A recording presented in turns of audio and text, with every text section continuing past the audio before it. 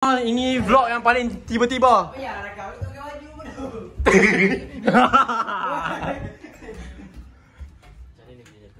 Ha, jauh kan? Kipas tak buka. Ha. Kipas tak buka. Dah buka balik. Ni lari je boleh jatuh nampak. Tak logik. Buka balik pintu. Tadi aku kampaan lari masuk bilik, tak ada apa-apa pun. Bangang jatuh. Pintu aku tertahan bodoh. Asal aku dah. Aku seorang yang perasan. Awak sejuk. Tertahan belakang pintu. Buka.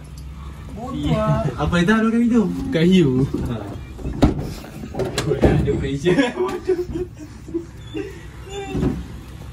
Weh, lampu ni awak terbuka. Dah buat ajar lah babi. Dah. Sakit bang. Apa perasaan anda bila rumah ni pun agak scary. Oh, macam ni. Perasaan ada macam ni. Okay. Oh, yang ni ada cerita dia. Time tu lari pada hantu kak lah. Tarik pintu tak boleh buka, benda ni cabut. Serius. Okay, Tok. Vlog bersama Tok. Okay, cantik. Cantik. Rumah Rainbow ada ayam. Okay, rumah Rainbow ada ayam. Under the brightest set by the star that fly. Okay guys, aku akan end vlog kat sini.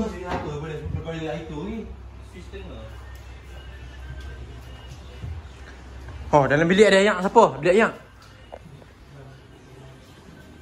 Angkat kamera sikit. Ya. Okay. Di situ je daripada kami. Assalamualaikum. Waalaikumsalam. Tingkap dah tutup. Tingkap tutup. Weh, bapak lah tutup tingkap. Buka ah. Bodoh. Aduh, Pak An bogey pula. Macam mana aku nak edit video ni? Susah macam ni. Aduh. Tengok sikit. Bro. Nanti bagi link dekat ni. Awek hang kan tengok vlog. Apa hang tiba-tiba sampai mana ni? Adakah sebab hang benda semua ni duk bunyi? Aku melawat je. Melawat je? Dan tadi. Betul. Setuju.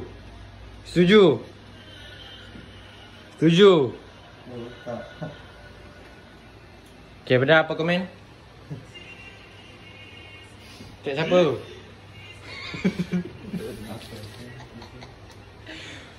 Jangan ini buat suwe pula. Okay, sekarang ni kami busy. Esok presentation ni kami sangat busy. Ni pun busy juga. Okay.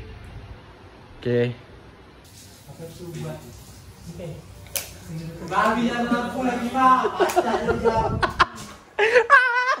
Apa perasaan Atuk? Atuk takut?